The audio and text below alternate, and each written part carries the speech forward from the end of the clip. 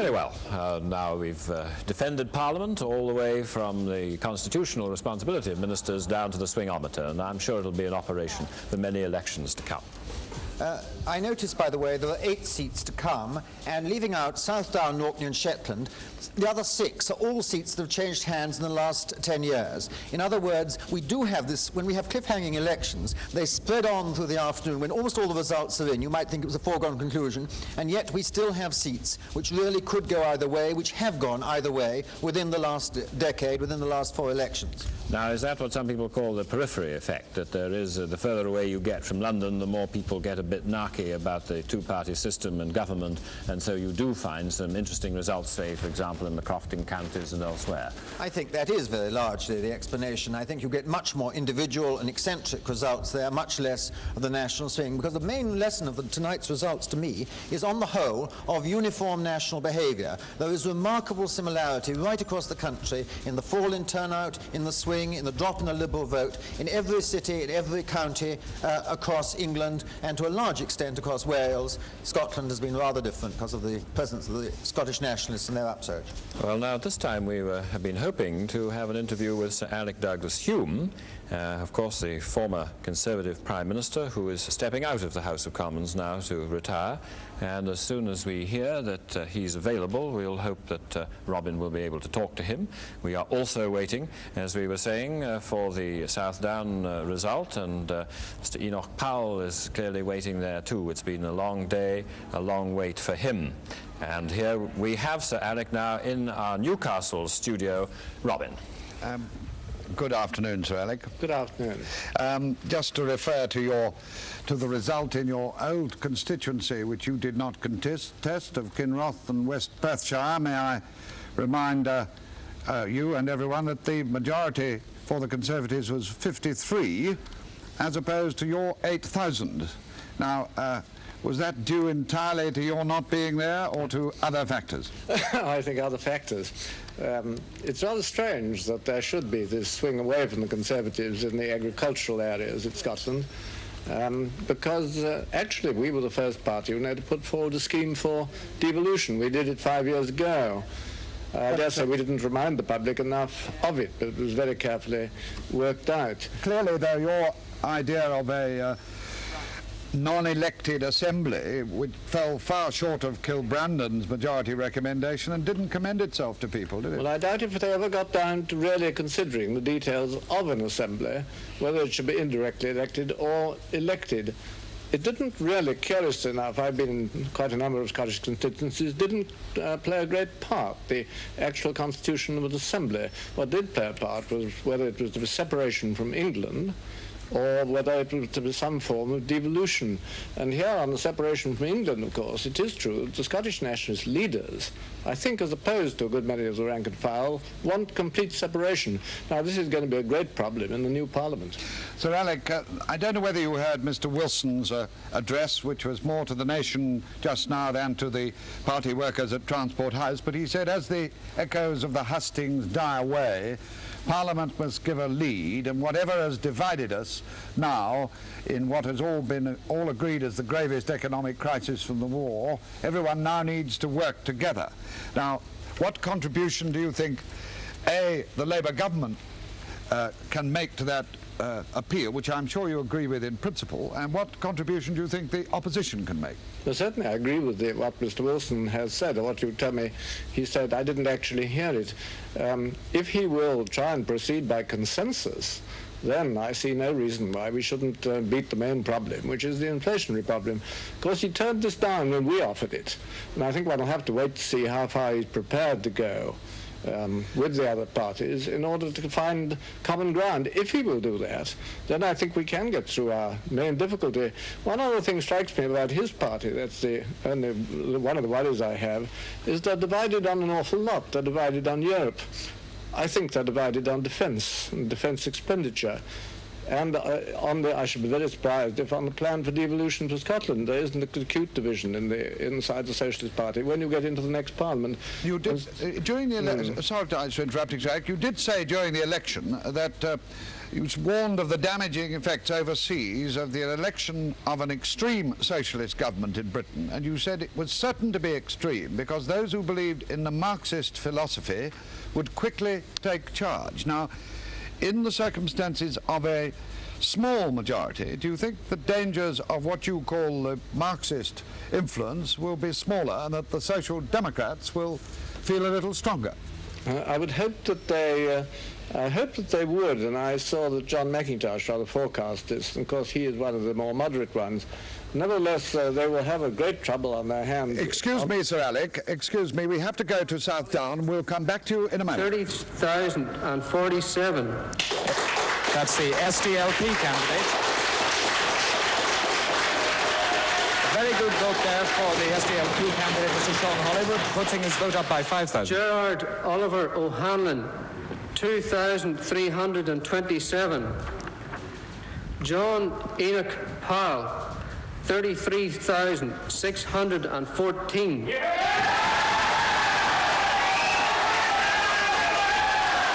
Mr. Powell, Unionist. David Hugh Vipond, Marxist, Leninist, 152. The undermentioned person has been duly elected to serve as member for the state constituency. John Enoch Powell.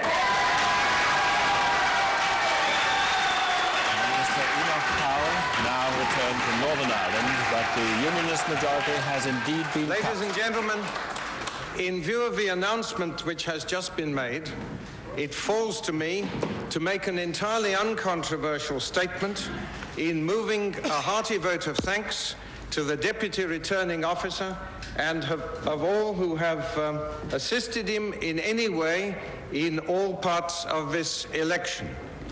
I think it would be right that with that vote of thanks there should be associated those who have maintained order and security at the polls. To all those, all concerned, are bound to be deeply grateful. I thank the majority in this constituency who have made me their representative by their votes. But I wish to make it clear that I shall regard it as my duty to be the Member of Parliament for every constituent, irrespective of how he voted and irrespective of circumstances. That is the proper function of a representative, and that is how I shall represent Southdown.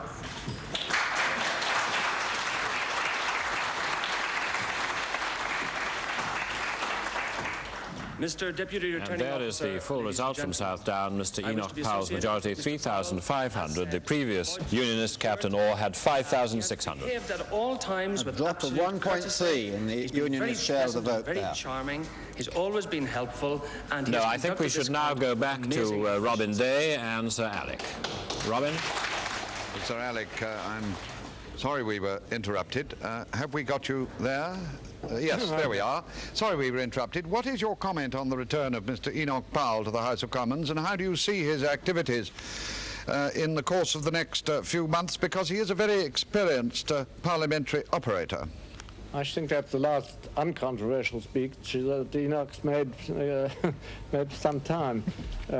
So he will be obviously a force in the next Parliament, because you say he's a very, very able parliamentarian. Very difficult, I think, to predict what line he will take. He's anti-nationalisation and anti-most of the socialist programme, but advise people to vote socialist. Can you give us your guidance on the parliamentary position? Are the Ulster Unionists, the loyalists now, of which Mr.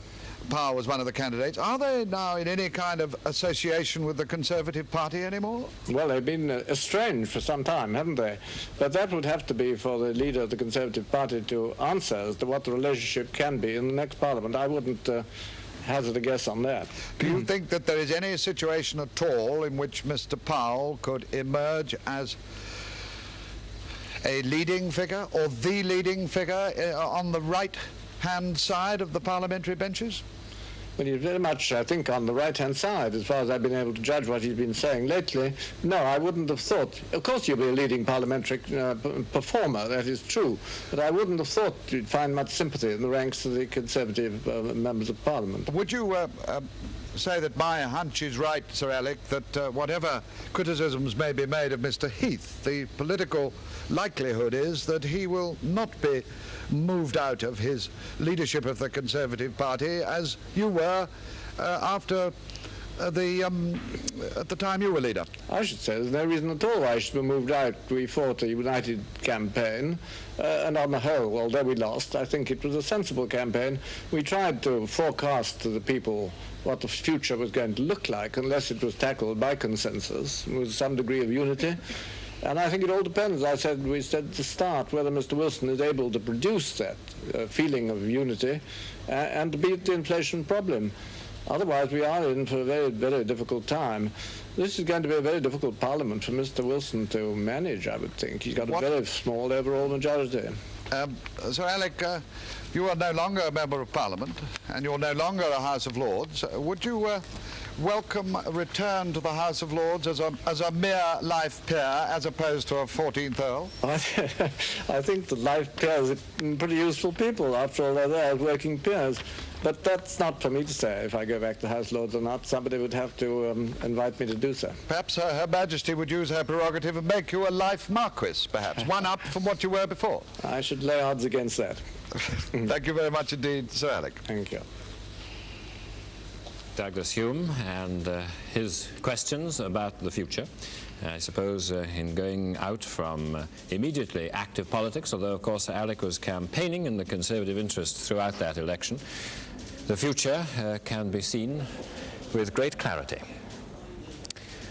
So, Mr. Powell is back, but that is quite a little reverse for him, David. Wouldn't you agree that, in fact, to have a reduced majority may very well reduce his influence inside the Ulster Unionists? It looked like a marginal seat. After all, if you allowed for the minor parties as being anti-unionist, he just had 50.1% of the vote. It was a very close thing for him, and is in a sense snubbed. But still, he is back, and he is in Parliament. He had 24 years in Parliament. He must have felt very lonely for the last 6 months out of it. He will be a force to be reckoned with, even if he is regarded slightly as a pariah now by the Conservatives as he is by the Labour Party. Some people have said, of course, that he must have been very desperate indeed to get back to the Parliament in order quite to tie himself so formally with the Ulster Unionists. I think it's a gamble that hasn't really paid off in his case, because he had to demonstrate tremendous drawing power, which he hasn't really done. I mean, to have lost some of the majority for the party is not going to make him into the utterly charismatic figure that he might have thought he would become as leader, with the prospect of being leader of the Ulster Unionists. But at least he's in Parliament, so that if the catastrophe comes and a government of all the talents has to be assembled, Mr. Powell, after all, is somebody who still does have the gift of catching the ear of the British public and does have a following, and might be somebody who had to be in such a thing. I'm sure that's the sort of calculation that he or his friends may be making. Now, might it be possible that Mr. Powell, in actually saying that they should vote Labour, is this not really going to confuse his own relationship with his own colleagues in the Ulster Unionist Party? Well, this is in relation, of course, to one issue which, according to the Labour manifesto, is going to come up the next 12 months in the life of it will therefore be in the life of this Parliament, on having a referendum in Europe. It was simply in order to have a referendum in Europe that he said that people should vote Labour. Very good. Bob? Well, there are no single-issue elections, however, and I think he has gone a long way to damaging his position beyond repair with the Tory party, judging from my reactions that I've got from Tories when I've raised his name. Well, the anecdote is told, of course, back in the days when Balfour asked Carson whether he wouldn't come into a Conservative set up as something rather more than whatever it was, Attorney General or something like that, and he said there are other issues in Ireland, and Carson replied, yes, but Ireland is the only reason why I'm in politics. And that is true of Mr. Powell's colleagues, but not true of Mr. Powell. And of course, Robin, I could just put in a point there. I think it's true to say that Mr. Powell added another reason for voting Labour this time, not merely the common market one, but also the fact that he said the Conservative government that was last in power was the true author of Britain's inflation.